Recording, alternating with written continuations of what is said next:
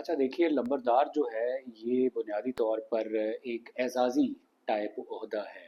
हमारा जो land revenue act है, पंजाब लैंड रेवेन्यू एक्ट 1967, अ, वो इसको डील करता है। और उस लैंड रेवेन्यू एक्ट के अंदर जो रूल्स बने हुए हैं, पंजाब लैंड रेवेन्यू रूल्स 1968, उसमें इसकी तैनाती का तरीक़ाकार और इसकी जो ड्यूटीज़ वगैरह हैं वो वहाँ पर मेंशन है। अगर आपने इसकी तैनाती का तरीक़ाकार या इसकी जो रिक्वायरमेंट्स हैं इस ओहदे की कि क्या क्या चीज़ें होंगी जो रेवेन्यू ऑफिशियल या डिप्टी कलेक्टर डिस्ट्रिक्ट कलेक्टर जो है वो देखेगा, तो वो आप rule 17 of Punjab land revenue rules 1968 को गो थ्रू करेंगे तो आपको समझ आ जाएगी कि क्या क्या रिक्वायरमेंट है। बेसिकली होता ये है कि जैसे मैंने आपको पहले कहा कि ये एक एजाज़ी टाइप होता है। जब किसी इलाके में किसी नंबरदार को तैनात करना हो, फ़र्ज़ करें कोई ऑलरेडी नंबरदार तैनात है और उसकी डेथ के बाद वो उसकी जो पोस्ट है वो वैकेंट हुई है, तो अब उसकी जगह पर नया नंबरदार तैनात करना है। तो होगा ये कि आपके ज़िले का जो डिप्टी कमिश्नर है, जो डिस्ट्रिक्ट कलेक्टर है, वो वहाँ पर एक नोटिफिकेशन जारी करेगा और उस इलाके के लोगों को बताएगा, कन्वे बेसिकली करेगा कि यहाँ पर नंबरदार की तैनाती मकसूद है। तो जो जो इंटरेस्टेड कैंडिडेट्स हैं वो अपनी एप्लीकेशन सबमिट करें। अब वो इंटरेस्टेड जो कैंडिडेट्स हैं वो अपनी एप्लीकेशन सबमिट करेंगे। जब वो एप्लीकेशंस आ जाएंगी, वो एक तारीख मुकर्रर होगी, तो उसमें फिर वो छांटी की जाएगी। वो डिस्ट्रिक्ट कलेक्टर जो है वो ड्यूटी असिस्टेंट कमिश्नर की लगा देते हैं और असिस्टेंट कमिश्नर साहब आगे तहसीलदार वगैरह।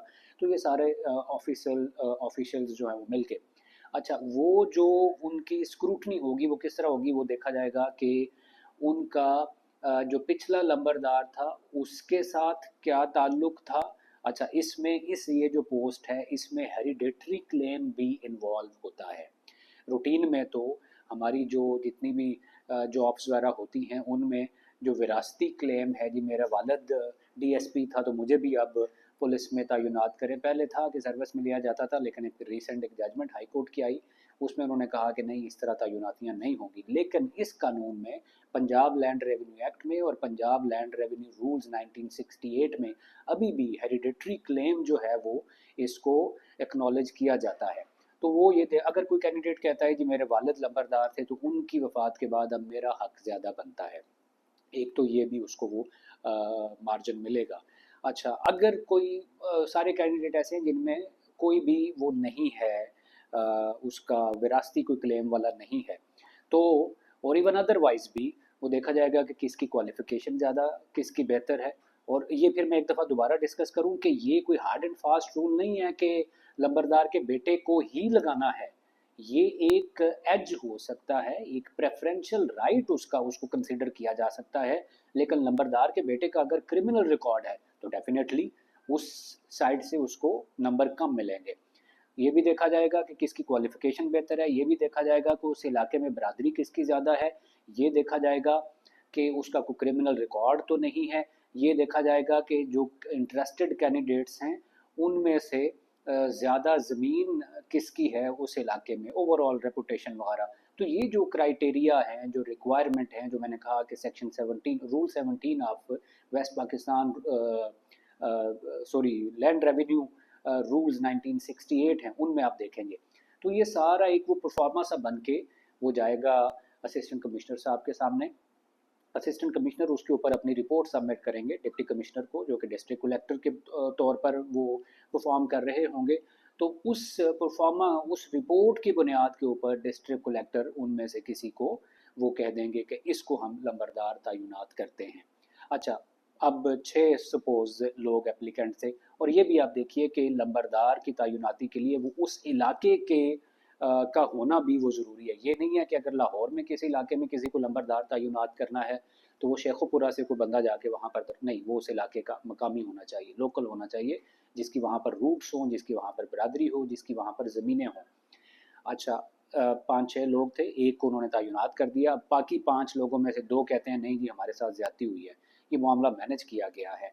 उस बंदे का तो क्रिमिनल रिकॉर्ड था, ठीक है वो उसका वालिद लंबरदार था, लेकिन उसका तो क्रिमिनल रिकॉर्ड था, उसको तो वो कंसिडर ही नहीं किया गया, उसके ऊपर तो एफआईआर्स हैं, वो कन्विक्टेड था। या वो ठीक है वो लंबरदार का बेटा था, उसका प्रेफरेंशियल राइट उस हिसाब से बनता है, लेकिन उसकी तो क्वालिफिकेशन मिडिल भी नहीं है, और मैं जो है वो एमए पास हूँ और मेरे वो नंबर नहीं वहाँ पर लिखे गए, या उसकी ज़मीनें नहीं है, या उसकी बरादरी नहीं है, तो अगर जो एग्रीव्ड पर्सनस हैं जो उस डिसीजन से मुत्तफिक नहीं हैं, तो वो डिस्ट्रिक्ट कलेक्टर के उस ऑर्डर को चैलेंज करेंगे कमिश्नर के पास। कमिश्नर उस चैलेंज को, वो जो अपील होगी उसको देखेगा, और उसके ऊपर अगर वो लगता है कि हाँ जी ये यहाँ पर मामला सही तरह डिसाइड नहीं हुआ, वो एफआईआर्स सामने नहीं आई थी, उनको रिकॉर्ड का हिस्सा नहीं बनाया गया, तो वो उस ऑर्डर को रिवर्स कर सकता है। अगर किसी बंदे को कमिश्नर के ऑर्डर से भी वो एग्रीव्ड है, वो कहता है कि मैं कमिश्नर साहब ने जो फैसला किया है मुझे उससे इत्तेफाक नहीं है, वो कोई भी हो सकता है, तो वो उस ऑर्डर को बोर्ड ऑफ रेवेन्यू में चैलेंज करेगा। तो ये एक हायरार्की है उसको अपॉइंटमेंट की और उस किसी भी ऑर्डर को चैलेंज करने के लिए। और अगर सपोज बोर्ड ऑफ रेवेन्यू वैसे लास्ट वो फोरम है, उसके बाद आपको अगर फ़र्ज़ करें किसी ने चैलेंज करना है तो वो हाई कोर्ट में आता है रेट पिटिशन में। लेकिन अगर रूटीन में ये होता है कि निचली जो फोरम्स हैं उन्होंने डिसीजंस किए हुए हैं और वो कंकरेंट फाइंडिंग्स हैं सबकी, तो हाई कोर्ट भी उसको वो डिस्टर्ब नहीं करता उन कंकरेंट फाइंडिंग्स को जो लोअर फोरम्स की हुई भी होती हैं। तो ये एक तरीक़ा कार है, और इसमें अगर आपने इसको समझना है तो मैं एक जजमेंट आपको रेफ़र कर देता हूँ, 2023 YLR 2594 ये जजमेंट आपको आप इसको पढ़ेंगे, गो थ्रू करेंगे तो आपको इसकी तयनाती का तरीक़ाकार समझ आ जाएगा।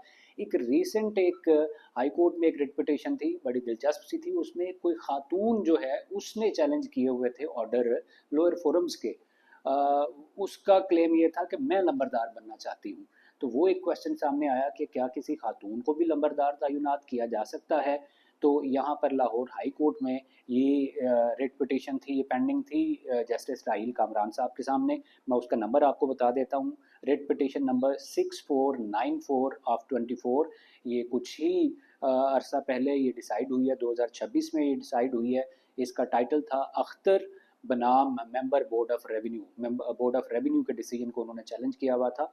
तो इस रिट पिटिशन में ऑनरेबल हाई कोर्ट ने कहा कि खातून भी लंबरदार तैनात हो सकते हैं। इसमें निचले फोरम्स ने कहा हुआ था, एक तो जिस तरह मैंने कहा कि डिस्क्रिमिनेशन यहाँ पर लैंड रेवेन्यू एक्ट में और लैंड रेवेन्यू रूल्स में कहीं पर भी ये नहीं लिखा गया कि ये कोई मेल स्पेसिफिक कोई पोस्ट है, ऐसी कोई रिस्ट्रिक्शन नहीं है, खातून भी लंबरदार तैनात हो सकती है।